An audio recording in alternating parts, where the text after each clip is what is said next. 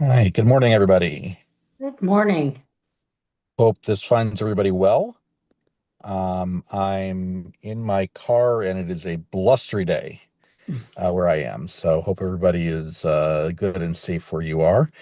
Um, I wanted to note that in terms of what we're going to be doing next, what our overall theme is going to be going forward, it's going to be about Jewish ethics or Jewish values. That's going to be the next set of lessons. Some of those values and ideas are fairly universal. Some of those ideas, I would say, are more specific to Judaism.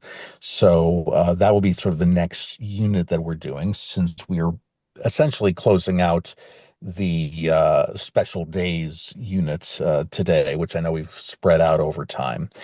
So those are going to be the next ones we're going to do. And I know that it is still a little bit far away, but one thing to note is that I'm not going to be teaching this class during July because in July I'm going to be working at Camperma Darom, the Camperma branch in North Georgia, which a number of our Heskin congregants attend. So you're not going to see me during July, but I think there will likely be continuing this after July. And in terms of a longer term matter, I am thinking once I'm sort of out of topics for Judaism 101, I'm thinking that we'll go into 201. I don't know exactly what 201 is going to look like yet, but I imagine, going into some greater depth on some topics. And then with the idea that Judaism 101, the videos of these classes are going to remain on my YouTube page, so you can always go back as you need. So anyway, wanted to give that overall view. I recognize that today's topic is not going to be the most fun to discuss because it's a sad day, and it's a day in which we are unabashedly sad. And it's a day that, thankfully for us, we don't have to worry about actually observing until July.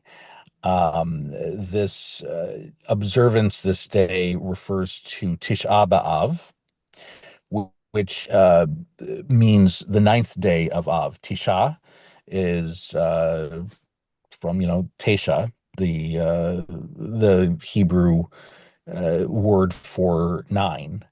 So it is the ninth day of Av. If Tisha B'Av falls on Shabbat, then we delay its observance until after Shabbat.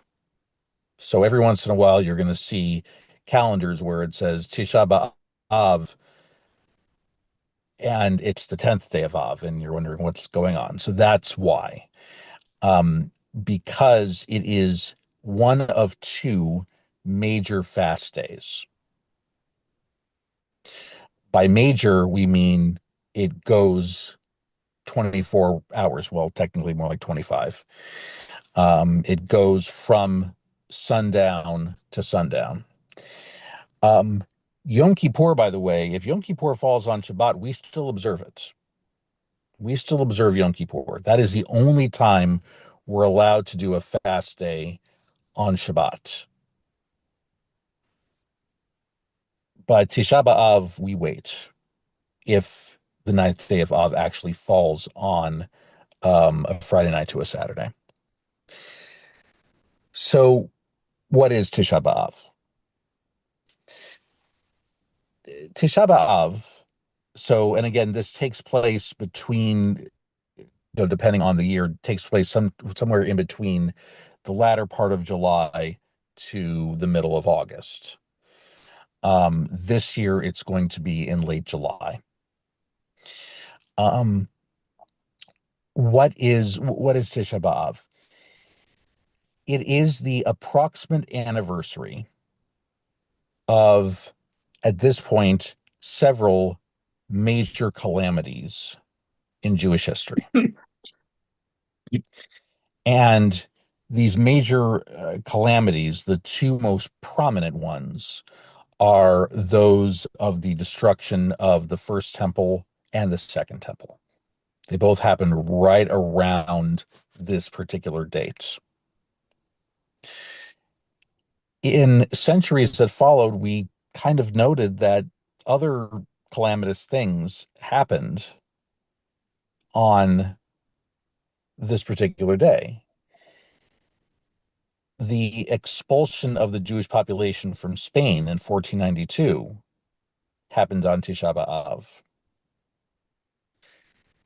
The liquidation of one of the major ghettos from in the Holocaust took place also on Tisha B'Av.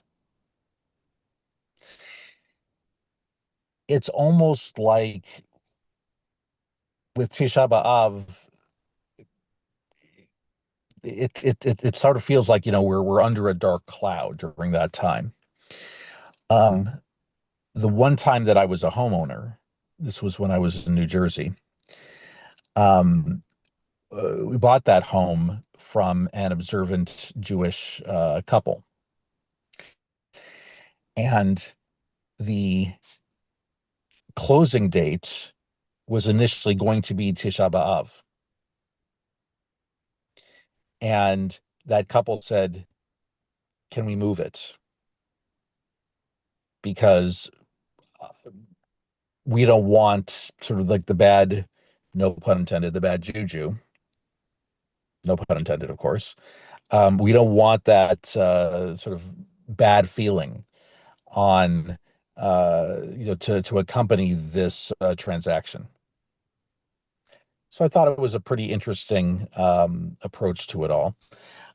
We did wind up moving it, and thankfully everything turned out just fine. Um, so there is this sense in general that when we're reaching this point, we're kind of waiting for the other shoe to drop, if you will. Um, Now, the destruction of both temples, neither of these destructions took place just randomly one day.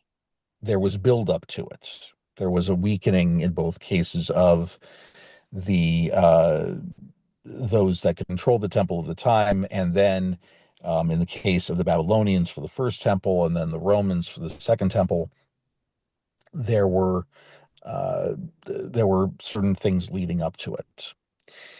So, if you remember when we talked about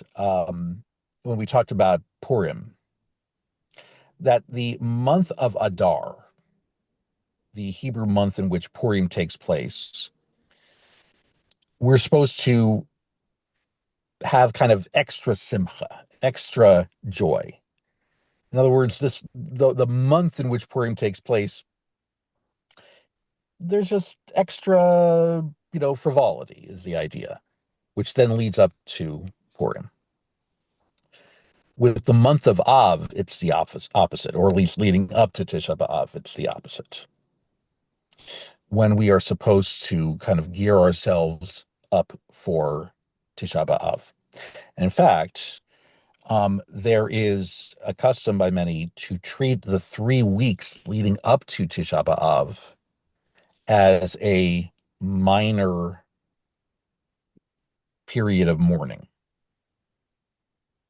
So beginning on the 17th day of Tammuz, which is exactly 3 weeks from the ninth day of Av, the 17th of Tammuz is actually a minor fast day because it commemorates when the Romans had a major milestone leading up to, in terms of their approach, leading up to the destruction of the temple. So there are those that during those 3 weeks They will do some, like the way that some people deal with the part of the Omer period, where they might not officiate weddings, they might not listen to music, they might not. There's a number of things that people avoid.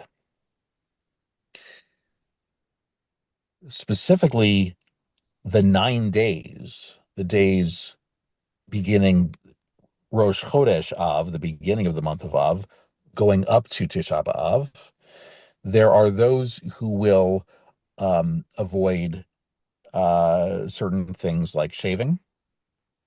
There are those who will refrain from eating meat as a way to signify lessening our joy. Now, if there are vegetarians here, this wouldn't be an issue. But there are those who will avoid eating meat. Now, um, there are some people who make exceptions to that within the 9 days. In other words, they'll say, okay, well, the 9 days of Av will inevitably include at least one Shabbat. So because of that, they'll eat meat on Shabbat or they'll shave for Shabbat. So there are those who will do that. Um, so so we're supposed to kind of lead ourselves up to Tisha B'Av. We don't just sort of jump into it. What are we mourning besides these events? Over the centuries, rabbinic commentators begun to consider that this isn't just an historical look back, if you will. It's not just about remembering the history. It refers to a time that our rabbis teach, especially having to do with the destruction of the Second Temple, where Jews were participating in what the rabbis referred to as sinat chinam. Sinat chinam means hatred that is, uh, well, the way we would translate it is we'd say, needless hatred was the way we often put it. Now, that would imply that there is such a thing as hatred that we need, which I don't really like that idea. But so more like gratuitous hatred. The word chinam sort of means free. So it's like unabashed hatred, where it's just over the top. Now, how do the rabbis describe it? They talk about a story of Kamsa and Bar Kamsa.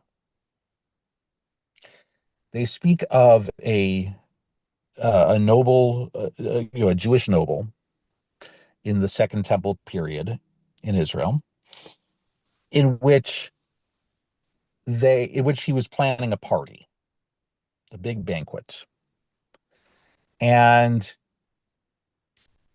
he said to his party planner, whoever it was, a servant, said, "Whatever you do, when you send out the invites, make sure that Bar Kamsa is not invited. Whatever you do, I do not want this person coming to the party." Okay. So there was a noble named Bar Kamsa, and then there was another one named Kamsa. The party planner got confused and made sure not to invite Kamsa, but then invited Bar Kamsa. He got confused. It happens. Comes the beginning of the banquet, and in walks Bar Kamsa. The host is beside himself and said to Bar Kamsa, Get out of here. You shouldn't have been invited. And Bar Kamsa says, okay, fine. By the way, we never found out what Bar Kamsa actually did that was so terrible in the first place, like why this person couldn't stand it. So Bar Kamsa says, okay, but look, I traveled all this way. I'll pay for my meal. Let me pay for my meal. And the host goes, no, out of here. Bar Kamsa says, look, this is, I'm kind of embarrassed here. Could I just pay for, I'll pay for I'll pay for half of your expenses for this banquet. Nope, get out. I'll pay for all of the expenses. Please just don't humiliate me this way. Nope, get out of here. That was the example that the rabbis, the most prominent example the rabbis gave of Sinat Chinam, where, again, Bar Kamsa may have been a jerk in previous episodes. It's not to say that this host had no right to dislike Bar Kamsa. I mean, listen, we're not none of us are friends with everybody. We all have people that we don't get along with. It happens. But to then be confronted by it and to be so, again, needlessly, gratuitously hateful. The rabbis say that it is that kind of behavior, it is that kind of approach that led to the destruction of the Second Temple, which is a remarkable statement when you think about it, because the Roman Empire was a dominant force. The Roman Empire could do whatever they wanted. And yet the rabbis say, no, no, no, no, we have to look in the mirror. If we had been more united, if we had been less hateful, if we had been more cooperative and forgiving of each other, maybe we could have stood up to the Romans.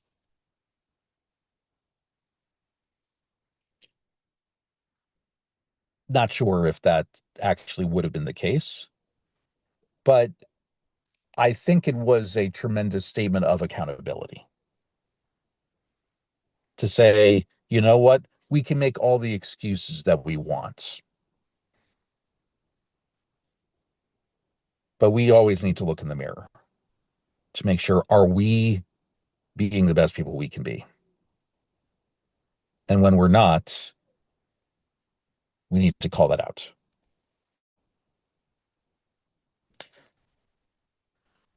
So while the story of Kamsa Bar Kamsa, it may be apocryphal, but it is still a worthwhile example of our tradition saying, you know, not that we deserve all the calamities that have befallen us, but we can always challenge ourselves to do better on our part.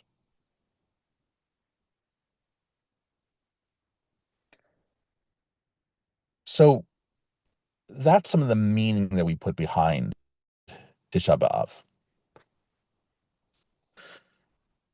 Um, what does Tisha B'Av actually look like in terms of practice?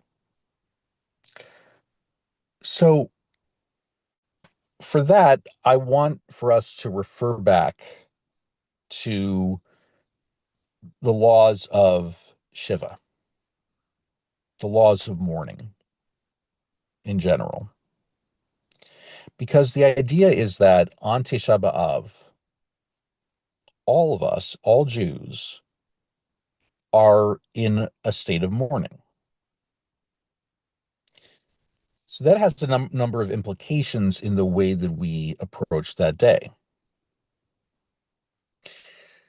So we have in the course of the day, a number of different prohibitions. These prohibitions are the same. Some of these prohibitions, at least, are the same as the prohibitions on Yom Kippur. On Yom Kippur, there are five major things that we make sure not to do on the day, right? To not eat or drink, to refrain from sexual activity, to refrain from wearing leather, to refrain from bathing, and to refrain from wearing, sort of perfumes or scented things. We're supposed to refrain from those same things.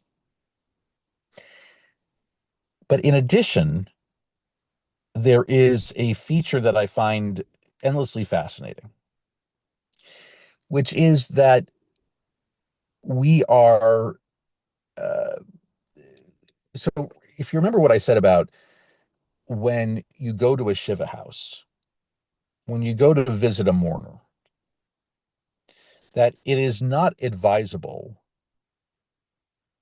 to just start talking to them when you first approach.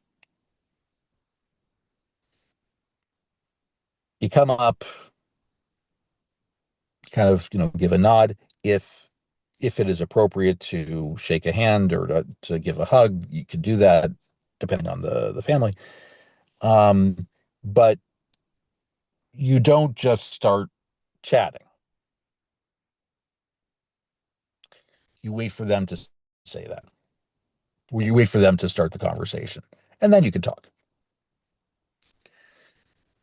Well, what happens when we're all in mourning?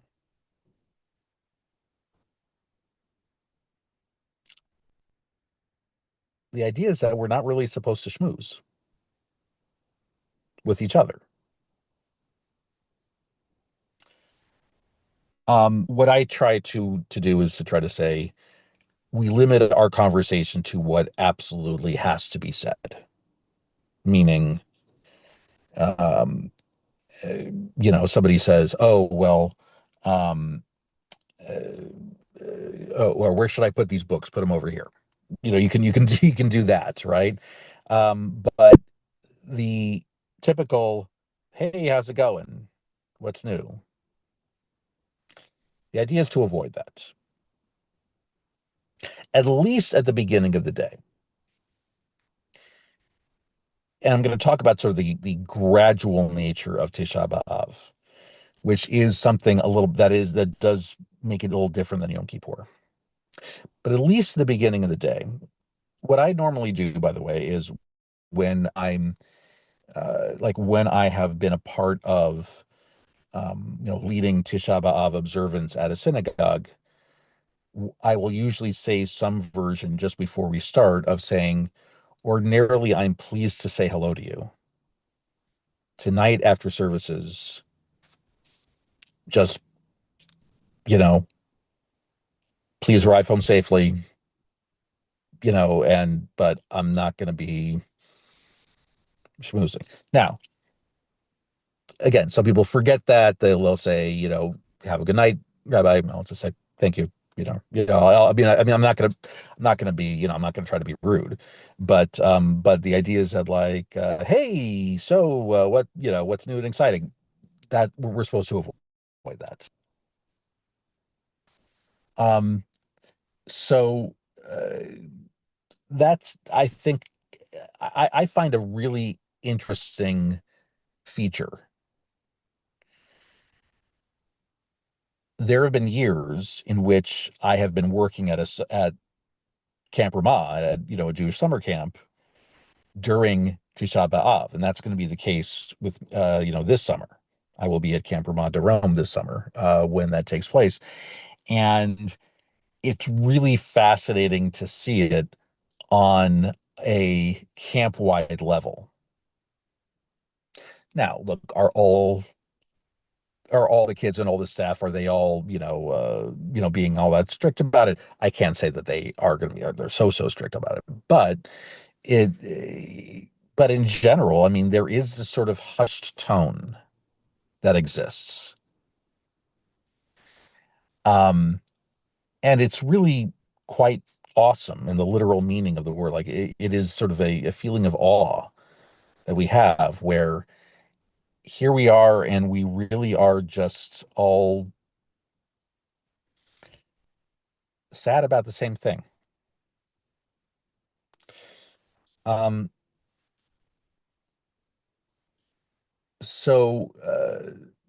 anyway, so those are some of those are your general prohibitions. Another prohibition that I find particularly noteworthy is that, with the exception of a handful of uh, biblical of texts that are considered appropriate for the day that talk about sad and mournful things, you are not supposed to be learning Torah on Tisha B'Av because learning Torah is considered to be one of the great privileges and pleasures.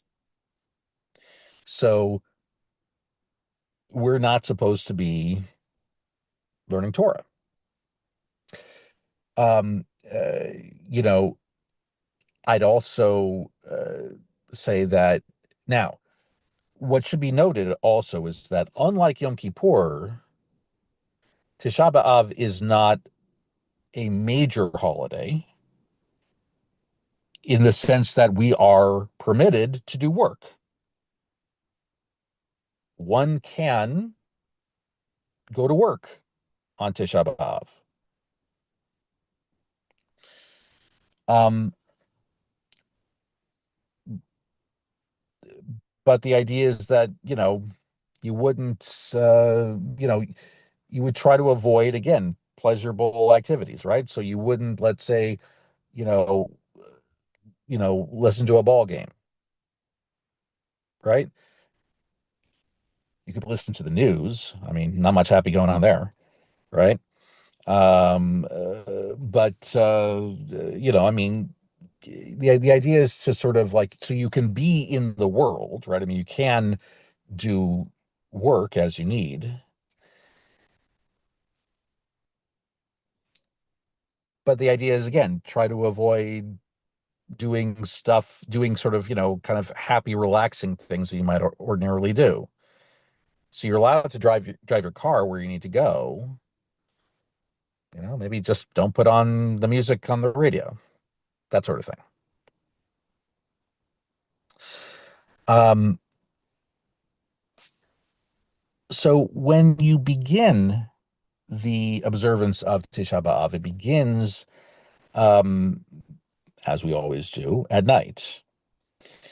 Um, and uh, this is part of what makes Tisha B'Av a challenging day because we don't want to start the fast earlier than we have to.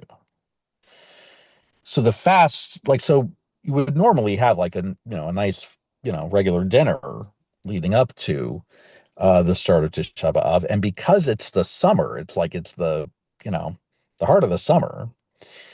Um, it's going to be like it's going to start late. This is one of the reasons why people don't that unless you've gone to a Jewish summer camp or a Jewish summer program, Tisha B'Av isn't necessarily the best known of these days because, look, let's face it, sometimes we're on summer break. Sometimes we're and also, again, it starts pretty late, and the thing that we do when we gather for services is we have a couple of elements that we don't ordinarily include. One of which is, now this is a custom that I picked up from years ago from when I was in, USY, United Synagogue Youth. Um, there are plenty of places that don't do it this way. But one thing that I do is I don't sing or chant the prayers. I read them when I lead. So that has, to me, I feel like that's a really different tone, literally and figuratively, but it really sets a very different tone to the entire proceedings. When you're starting the service, instead of going, or instead of doing that, where I'm started, where I we start services and I go, like, I mean, just sounding like that, it's just like really like it's supposed to be jarring. So I try not to chant anything in the evening service and in the morning service for Tisha B'Av. The one exception I make is when chanting Torah or Haftarah. That's the one exception I make. Um, but even that is kind of jarring because when you have people come up to the Torah and they say the blessings, right? They're reading the blessings on that particular day. Baruch et Adonai hamvarach, Baruch Adonai hamvarach le'olam va'ed. And then the Torah reading is going da da da da da da da. Like all of a sudden you hear music. All of a sudden you hear, a melody, and then the reading ends and you hear Baruch atah Adonai, the same thing, right? It's it's supposed to be a contrast that is it's supposed to remind us of where we are and what the day is all about. So that's one custom that I try to keep. Another custom I try to keep is a very subtle change, or like at least it might seem subtle. We've talked at different points when we talked about prayer and when we talked about um, mourning that there are several different types of the prayer known as the Kaddish.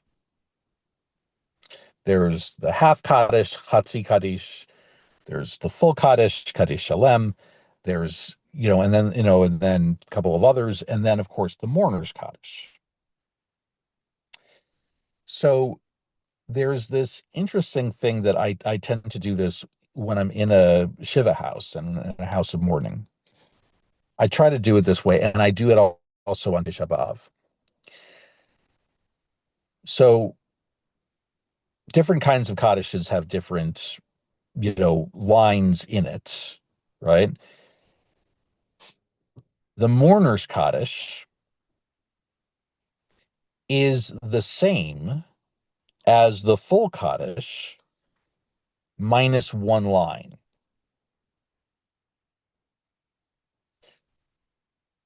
So in services at a Shiva house and during Tisha B'Av, when we get to Kaddish Shalem, I take out that line that differentiates it from mourner's Kaddish. So what happens is it's that as the leader of the service, I'm saying yet another mourner's Kaddish. So that's just a subtle liturgical change that also reminds us where we are and what we're doing. The other thing that I try to do, well, the other thing, this leads us to a larger topic within it, which is the Book of Lamentations. We've talked at different points about the five scrolls, the five Megillot. One of those scrolls is known as the Book of Lamentations, Megillat Echa. Um,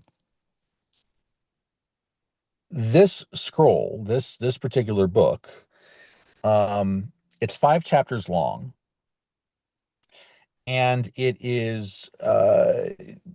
It is led, and it was rumored to have been written by the prophet Jeremiah.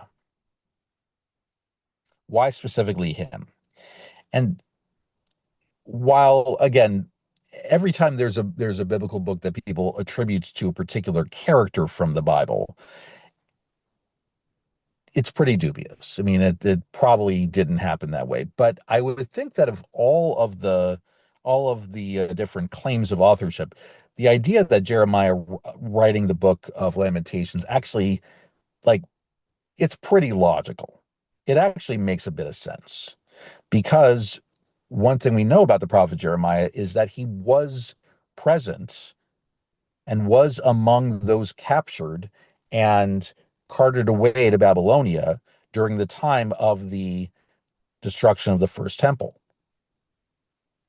And the Book of Lamentations is a collection of poems reflecting on the woe, these feelings of woe and sadness upon the destruction of that first temple. So the idea that Jeremiah, a prolific wordsmith of the time, writing the Book of Lamentations, you know what? It makes a certain amount of sense. Whether there's proof is another thing, but you can definitely see where you get that. I want to let me pull up here Safaria so we can take a quick look at Lamentations.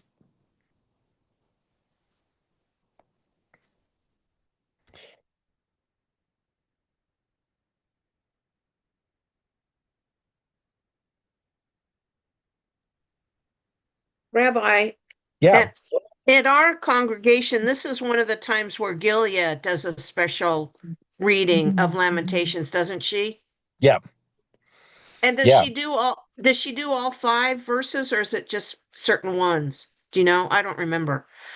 Well, the couple years that I've been in Heskamuna, she's done one chapter, Oh, and we've okay. we've all shared.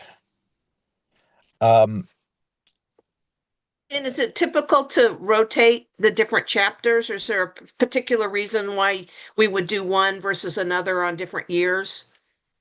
um, oh, no, no, no. Well, actually, I mean, the way I've observed it is that we always do all five chapters.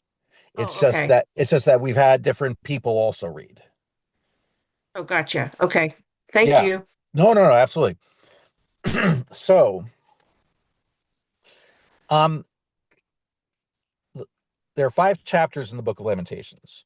The first four of them are acrostic poems, meaning we go from, we start with a line that begins with the letter Aleph, then we go to Bet, then to Gimel, etc.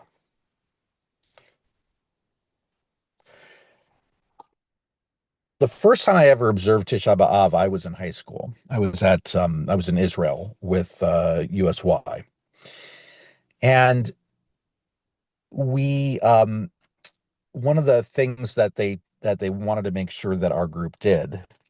There were 63 of us in our group, and they wanted to make it so that everybody in the group would read at least a couple of verses of Lamentations on the night of Tisha B'Av. So, and how do you, and the thing is, there is a very distinct trope. There's a very distinct cancellation for this book. So the question is, how do you teach 63 people, many of whom have never done this before? How do you do it?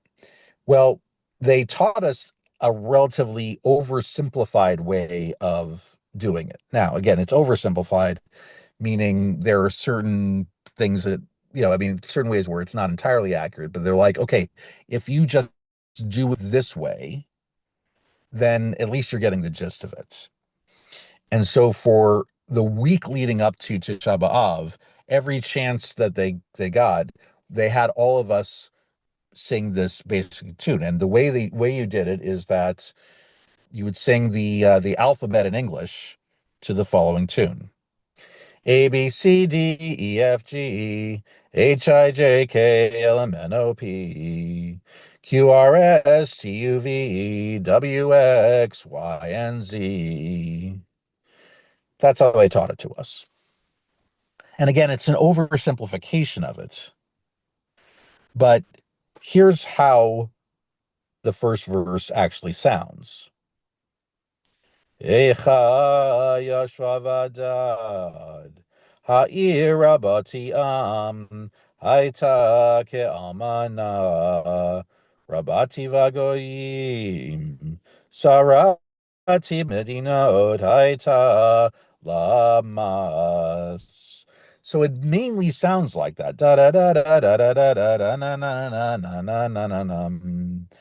And this is only done on when we chant the Book of Lamentations. It is a trope that is specific for this kind of for this particular book.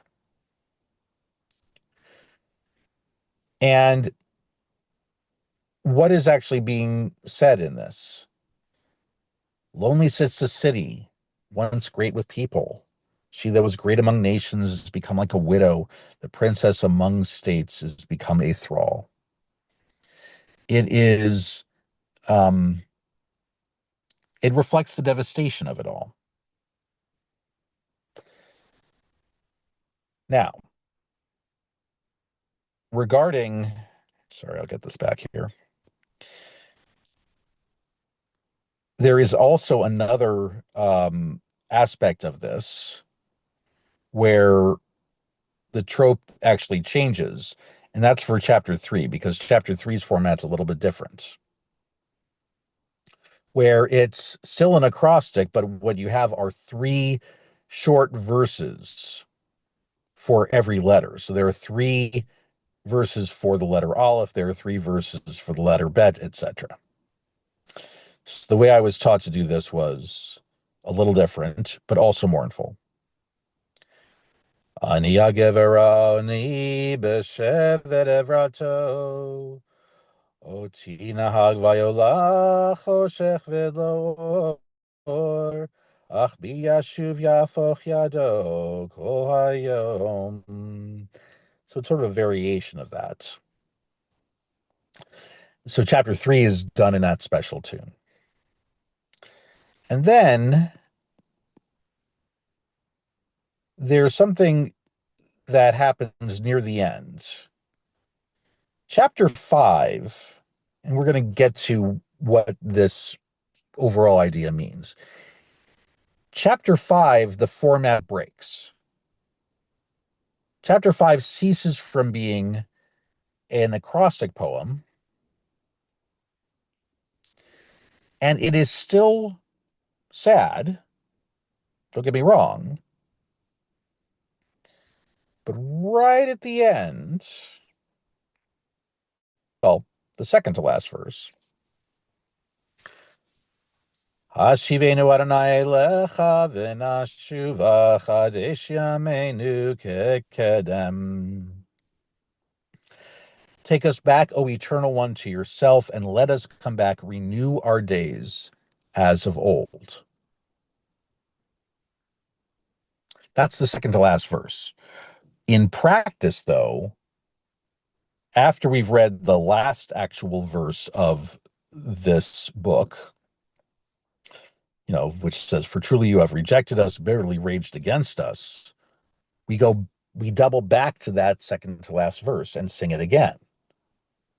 Hashivenu Adonai lecha v'nashuva chadesh yameinu kekedem. So even a book, a text that is so filled with devastation, even then there is still this plea and desire for hope. Even that. Now, that is reflective of the way that we treat the day of Tisha B'Av itself, which is that as Tisha B'Av continues, we do tend to let up a little bit as the day continues. When we get to the afternoon of Tisha B'Av, at that point, we're allowed to schmooze a little more. At that point,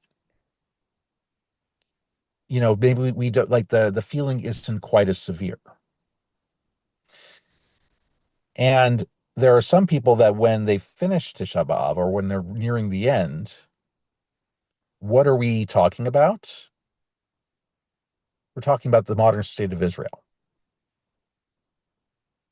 We're talking about the idea that even amongst the ruins that we speak of, in spite of all that, we have yet been able to experience some moments of renewal. That it is possible to rise even amongst the ashes.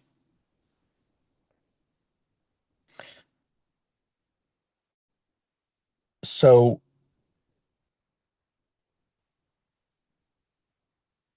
again, Tisha B'Av is often compared to Yom Kippur for understandable reasons, but they're two very different days.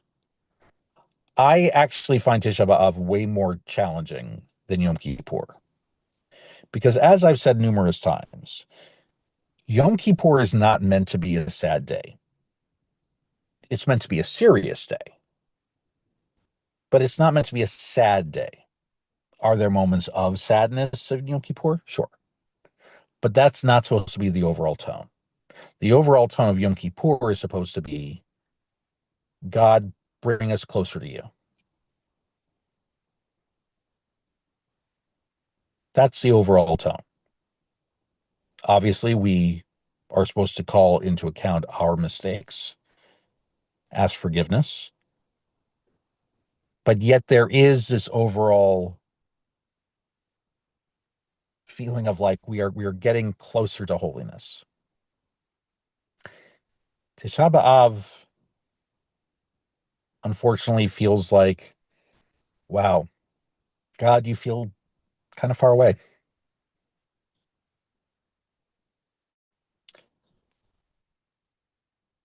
And we mourn that.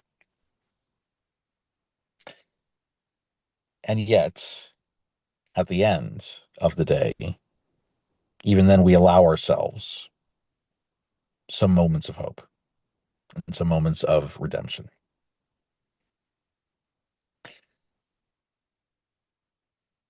I also find Tisha B'Av harder than Yom Kippur for the very fact that it is, whereas Yom Kippur takes place in either September or October, Tisha B'Av takes place in either July or August. It is hotter on that day. It is tougher to fast. So, as a reminder, I mean, look, today's not a fast day, but always, try to hydrate. Definitely try to hydrate leading up to Tisha B'Av as best you can. Um, there are those who will cut short their fasting on Tisha B'Av, that they'll break their fast in the afternoon because they reason that the creation of the state of Israel should lessen our mourning to an extent. Um, so there are those who will take part in the afternoon service and then break their fast. There are those who will do that. Full respect for that, for whoever wants to do that. The one other thing that I want to mention is that There are those who have argued that Yom HaShoah, that Holocaust Remembrance Day, should really be folded into Tisha B'Av.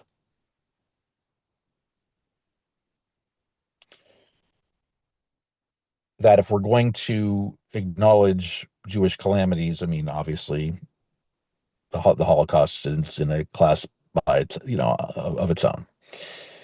So there are those who say, you know what, if you made Holocaust Remembrance Day part of Tisha B'Av, you would get way more people observing Tisha B'Av. I don't necessarily know. I honestly, I see the argument, and don't necessarily disagree. Um, I'm inclined to I'm inclined to push back for two reasons. One is that the uh, I don't want to take away from the uniqueness of the Holocaust, or I'm reluctant to do that at least. And also, uh, you know, it's important to not go too much into, maybe this isn't the best term for it, but recency bias, meaning we have to acknowledge the importance of all of Jewish history, and that there is no doubt, obviously, of the utter devastation and tragedy of the Holocaust. There is, but we don't want to, well, I at least would feel that it would be a problem to minimize the importance of these other tragedies over the centuries. So I'm not inclined to agree with that sentiment. I understand the argument, and it's not, it's not an absurd argument. But I still think that finding time to remember both the Holocaust and other calamities is, I think, the way to go. Um, like I said, not the happiest topic, to say the least. And uh, but I want to, see if anybody has any questions about Tisha B'Av. I've got And one. yeah, Um, Unless I'm mixing up or something else, do y'all in Heskamon, do y'all sit in the floor and kind of semi-darkness and read the chapters and stuff? yeah, oh yeah, and yeah, thank you for reminding me. I think I forgot to mention that there is a custom. This is along with the idea of yeah, this is along with the custom uh, of mourning, right? One of the things that when one is sitting Shiva to not uh, sit in one's normal chairs, to sit on the ground or low to the ground at the very least. So there are uh, there are plenty of people who will do the same. They'll sit either, on the floor itself, or they'll or a lower chair or something along those lines, and they will and then they'll do that especially during the reading of the Book of Lamentations during Megillat Echa. There are those who will sit on the floor just throughout the service anyway, but at the very least, some people do that. As I always say, look, if it is going to be deleterious to your health to do so, it's okay to sit in your normal chair. But if you're able to handle it, there's actually a custom where a lot of people, they will sit back to back in order to kind of hold each other up in a way, which I actually kind of find heartening. There's How do something. y'all do it at Heskamon at your service? I feel like there are a handful of people who will sit on the floor. There are those who will just because of just various um, physical limitations, they won't, and no judgments. Which way do you lead it though? Do you get in the floor and invite people to come down with you, or what? Yeah. No, I typically sit on the floor, and I say, if you're able and willing, yeah. All right. Other questions? Okay. Um, Next week we go into Jewish values, Jewish ethics, and I will pick something that's a little happier because I don't want to, I don't want to make it not too much in a row. But thank you as always for the questions, for the listening, and we'll catch each other next time. We have Thank you, Psalms Rabbi. tomorrow, Rabbi. Yes. Psalms tomorrow evening. Lunch and learn on Wednesday. Thank you. Thank you. Thank you, you, Rabbi. Rabbi.